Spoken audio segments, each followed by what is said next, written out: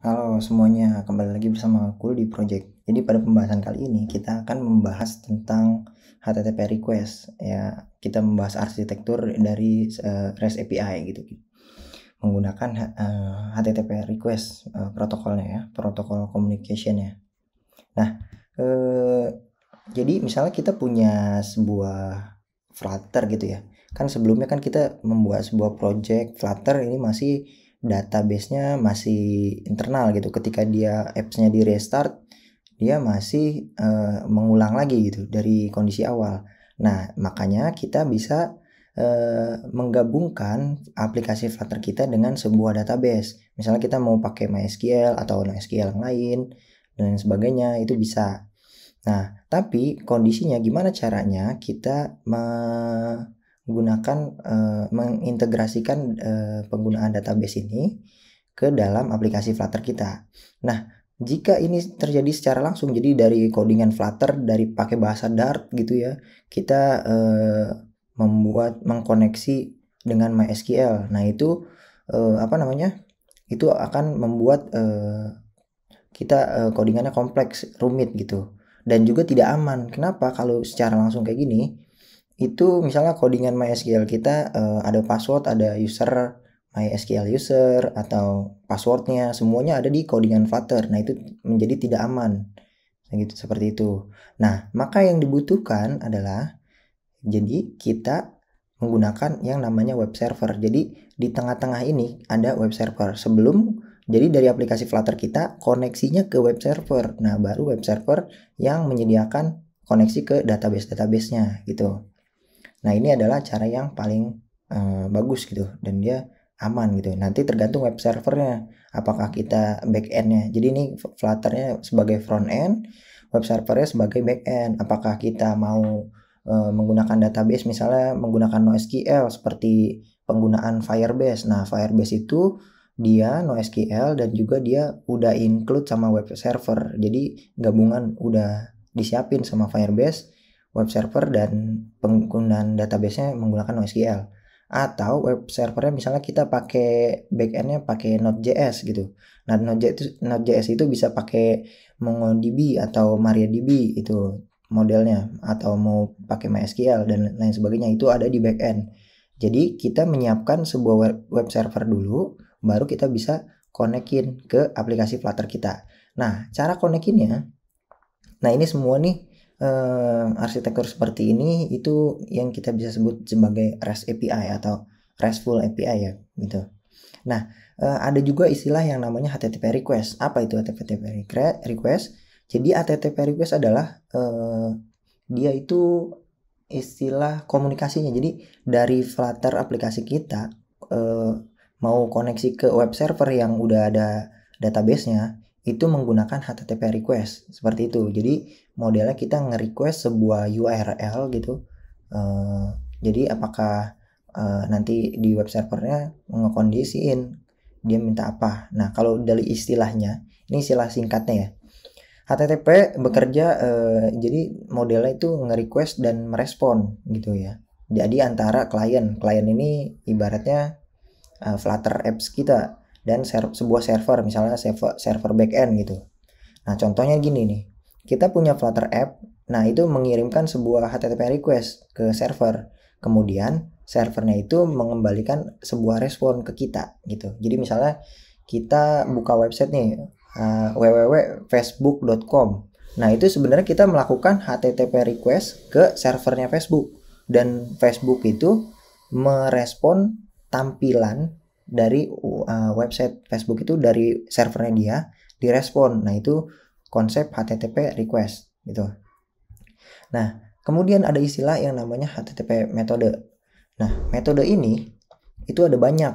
Ada get, ada post, ada page, put, delete. Yang paling sering kita dengar itu get dan post gitu. Nah, get itu untuk apa? Jadi metode HTTP menggunakan get ini itu untuk mengambil data gitu, untuk mengambil data yang ada di web server menggunakan API gitu.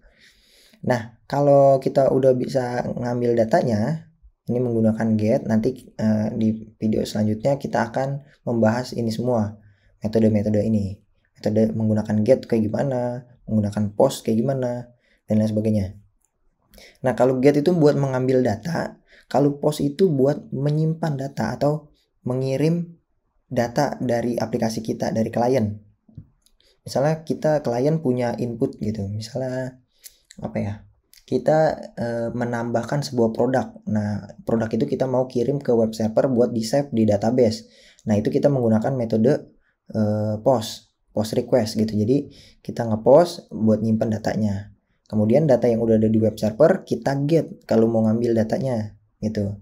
Nah, kalau misalnya kita data yang udah ada di database kita mau update, nah itu kita bisa menggunakan metode yang namanya fetch. Nah, itu buat mengupdate data. Bedanya sama put adalah kalau put itu data yang ada itu di replace. Jadi diganti. Misalnya saya punya identitas, misalnya nama Dika gitu. Nah, kalau misalnya dari database itu namanya Dika, patch itu kita update nih, kita menggunakan metode patch, itu kita tinggal update, tidak menghapus gitu. Tapi kalau misalnya kita menggunakan put, itu dihapus datanya, langsung ditiban atau di replace atau ditumpuk gitu, digantikan kayak gitu, datanya digantikan, bukan diupdate. Itu kalau metodenya put. Nah, untuk delete ya untuk mendelete data gitu ya teman-teman. Jadi konsep ini kita berhubungan dengan HTTP request ini sangat penting ya di dunia pembuatan kode Flutter aplikasi kita nanti. Jadi ini materi yang cukup menarik gitu. Gimana sih caranya menggunakan HTTP request? Nah, nanti kita akan berkenalan dengan website buat nyoba-nyoba ini, buat testing ya. Ada yang namanya regress.in. Nah, nanti kita coba pakai ini. Dan di sini ada metode-metodenya nih. Put, patch, dan lain sebagainya.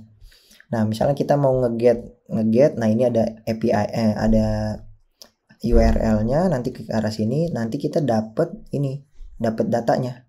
Nah, datanya ini nanti kita coba tampilin di aplikasi kita. Jadi ini di sini si rest.in ini dia punya server sendiri. Jadi konsepnya itu dari aplikasi kita HTTP request ke URL ini, ke servernya dia. Jadi dia punya server dan dia punya database itu yang ini ceritanya. Ini kan buat testing ya. Kalau mau get nanti bakal dapat yang ini gitu. Kalau mau ngepost, misalnya kita kita ngepost nama sama job, nanti mengembalikan ini, kembaliannya namanya sama jobnya tergantung yang kita post gitu. Nanti kita juga dapat ID-nya sama create ad-nya. Nah, ini responnya ya. Nah, kalau misalnya teman-teman, ini kan buat testing ya. Jadi kalau misalnya teman-teman berkecimpung di dunia back end, nanti teman-teman yang buat sendiri ini. Jadi teman-teman buat siapin URL-nya dan teman-teman siapin datanya. Seperti itu. Misalnya nih kita punya, nah ini kan servernya server regress.in ya. Nah, terus kita nanti juga akan belajar tentang Firebase. Nah, Firebase itu konsepnya Firebase itu adalah sebuah aplikasi ya dari Google. Dia ada database, ada storage, hosting, dan lain sebagainya. Nah, nanti ini ada database, ada dua, ada Firestore, ada real time database. Ini biasanya buat IoT gitu. Jadi dia langsung berubah ketika ada, misalnya kliennya ada 10. Nah, ternyata user ke 10 menambahkan produk. Nah, otomatis secara langsung gitu, secara real time, user ke 1 sampai ke 9 juga tahu bahwa user 10 itu nambahin sebuah produk gitu. Seperti itu. Jadi itu secara real time gitu. Nah, ini Firebase itu dia sudah menyiapkan server. Jadi kalau kita pakai misalnya real time database nih, dia tipenya modelnya itu NoSQL ya. NoSQL, jadi misalnya nih dia tipenya kayak gini. Nah, ini ada URL-nya. Nanti kita pakai URL ini. Sama seperti regress.in. Jadi ntar dapat URL yang ini kita pakai. Nah, buat misalnya kita ngeget single user. Berarti request-nya ini. Jadi kita tambahin regress.in / yang ini. API user 2 gitu. Misalnya nih API / user .2. Nah, kalau misal ini kita get, nah dia akan mendapatkan data-data ini. Nanti data-data ini yang akan kita ambil gitu. Nah, Sama seperti ini. Jadi kalau misalnya dia buka ini, kita copy, nanti kita dapat datanya. Misalnya nih, saya punya nama player 1 misalnya. Player 1. Nah, value-nya dia tipenya ini bentuknya NoSQL ya. Bentuknya JSON nanti. Misalnya player 1 namanya, ini kan nanti sebuah mapping ya. Sama yang sebelumnya kita udah belajar mapping. Misalnya namanya Sandika. Nah, terus kemudian ada lagi dia jobnya sebagai developer misalnya. Nah, kemudian ada player 2. Oh, enggak, di sini player 2 misalnya. Player 1. Nah, ini. Kemudian dia ada player 2 di sini. Player 2 dia sama nih. Namanya Gilang misalnya. Kemudian ada jobnya backend misalnya nih. Oke, udah kita tambahkan. Nah, berarti ntar nih datanya kayak gini. Nah, gitu, sama sepertinya kayak gini. Jadi dia datanya seperti ini, sebuah mapping JSON. Ini ada data, terus di dalam data itu ada data lagi misalnya, itu bisa. Jadi misalnya ini di dalam data job name ada lagi, misalnya nih ada yang namanya favorite color misalnya. Nah, value-nya itu ada banyak. Misalnya ada favorite color, misalnya dia langsung value-nya misalnya hitam, coba bisa nggak hitam. Nah gitu, wah mana nih, oh dia ininya harus ini ya, harus ada key-nya. Jadi ada key, ada value seperti itu. Nah, nanti ini kembaliannya akan seperti ini. Kalau misalnya ini kita coba kita copy ya, kita copy, bisa nggak nih, kita copy, kita paste di sini, dapat nggak ya?